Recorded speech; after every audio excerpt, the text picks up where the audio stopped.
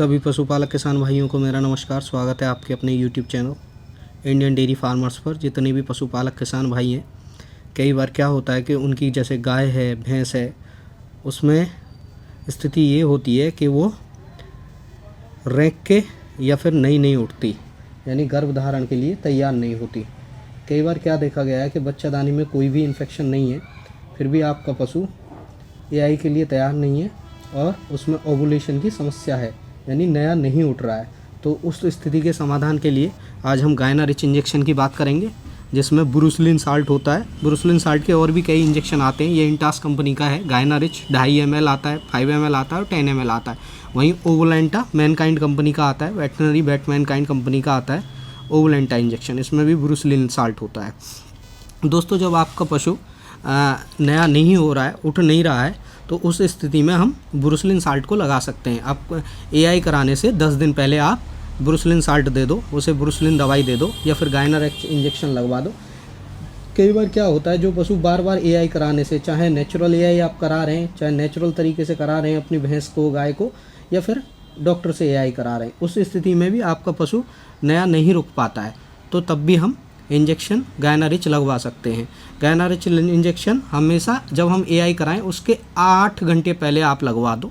Intramuscular भी इस injection को लगा सकते हैं या फिर आईवी भी, नस में इस इंजेक्शन को आपका जो भी वेटनरी टेक्नीशियन या वेटनरियन जो भी डॉक्टर है वो उसको आईवी लगा सकता है और इसको सबकट भी दिया जा सकता है। इसमें 2-3 चीज़ आप ध्यान में रखें। अगर प्रेग्नेंट पशु है आपका, तो कभी भी हमको गायना रिच इंजेक्शन नहीं लगवाना चाहिए। प्रेगनेंसी के अगर प्रेग्नेंट पशु है, गलती से भी गायना रिच इंजेक्शन लगाने से गर्भपात हो जाता है पशु का, तो कभी भी हमें नहीं लगाना चाहिए।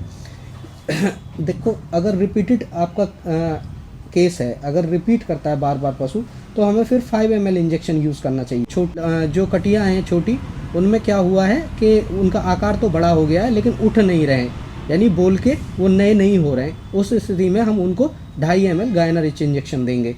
वहीं जहाँ रिपीटेड केस है, उस पशु को ओवुलेशन के लिए हम अपने पशु को 5 ml इंजेक्शन आराम से दे सकते हैं। 5 ml इंजेक्शन की डोज लगा सकते हैं। और इसके भी और भी कई फ़ायदे हैं, जैसे कि आपके पशु में क्या है कि मिनरल मिक्सचर भी आप दे रहे हो, सब दे रहे हो, और वो नया नहीं रुक पा रहा है, तो उस स्थिति में भी आप इसको 8 घंटे पहले लगा के एआई कराएं। 100% इसके बेहतरीन रिजल्ट आते हैं। वो अंदर से पशु के एग को, ओवुलेशन को शुरू कर देता है, एग को बाहर निकालता है और इनफर्टिलिटी के लिए आपका पशु तैयार हो जाता है।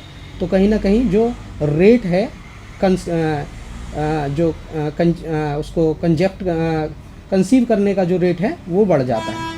कंसीव करने का रेट बढ़ाने के लिए इसका मुख्य रूप में काम होता है। तो अगर आपका पशु कंसीव नहीं कर रहा है, तो आप गायना रिच इंजेक्शन 2.5 ml, 5 ml या 10 ml। 10 ml का प्रयोग इस रिपीटेड केसेस में 5 ml पहले लगा दिया एआई कराने के, और फिर 5 ml एआई कराने के 2 दिन बाद में लगा दिया। उस स्थिति में हम गायना रिच इंजेक्शन या ओवुलेंटा इंजेक्शन का प्रयोग कर सकते हैं। धन्यवाद।